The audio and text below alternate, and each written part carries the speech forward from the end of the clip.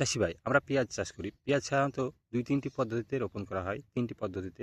প্রথমটা হচ্ছে যে পেঁয়াজের ছোট, ছোট গুটিগুলো যেগুলো ছোট থাকে সেগুলো একবার জমিতে রোপণ করা। আরেকটি হচ্ছে বীজগুলোকে সম্পূর্ণ জমিতে ছিটিয়ে দিয়ে রোপণ করা। আর লাস্টেরটি আমি যেটা বলছি সেটা হচ্ছে যে পেঁয়াজের চারা তৈরি করে রোপণ করা।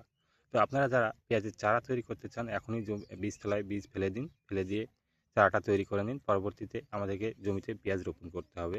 তো এখন এই শীতকালীন পেঁয়াজ চাষের সবচাইতে অগ্রিম যে পেঁয়াজটি হয়ে থাকে সেটা হচ্ছে গুটি, গুটি সাইজের যে পেঁয়াজটি আমরা রোপণ করি। এখানে ভিডিওটিতে দেখুন এই যে এই পেঁয়াজটা দেখতে পাচ্ছেন এরকম সাইজের পেঁয়াজটা আমরা রোপণ করে থাকি।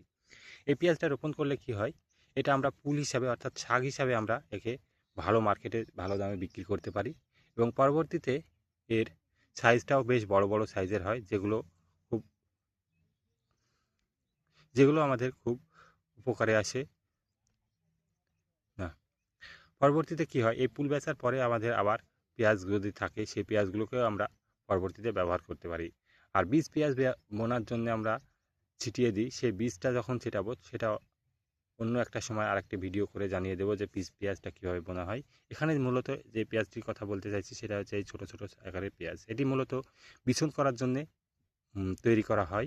কেউ, কেউ একে বিছন না করে ফুলগুলোকে বেছে দিয়ে তারপরে আবার কি করে ওই পেঁয়াজগুলোকে পরবর্তীতে ব্যবহার করে। যদি বিছন করেন তাহলে পেঁয়াজগুলো ব্যবহার করা যাবে না।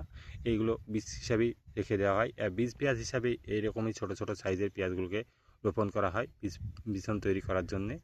তো এই ভিডিওর মাধ্যমে আমি আপনাদেরকে জানাতে চাইলাম যে কোন, কোন জাতের পেঁয়াজগুলো কখন কোন সময়ে রোপণ যদি আপনারা করেন। এই ভিডিওর মাধ্যমে আমি আপনাদেরকে ছোট্ট ইনফরমেশন দিলাম যে পেঁয়াজ কটি অবস্থায় রোপণ করা যায় এবং কী কীভাবে রোপণ করেন সেই বিষয়ে। তো এই ভিডিওটি যদি আপনাদের ভালো লেগে থাকে তাহলে আপনারা লাইক, কমেন্ট, শেয়ার করবেন এবং ফেসবুক পেজ থেকে দেখলে পেজটিকে ফলো করে রাখবেন। ইউটিউব থেকে দেখলে চ্যানেলটিকে সাবস্ক্রাইব করে রাখবেন এরকমই কৃষি বিষয়ক ভিডিও পাওয়ার জন্য। আবার দেখা হবে আরেকটি নতুন ভিডিওতে। সে পর্যন্ত ভালো থাকুন, সুস্থ থাকুন। খোদা হাফেজ।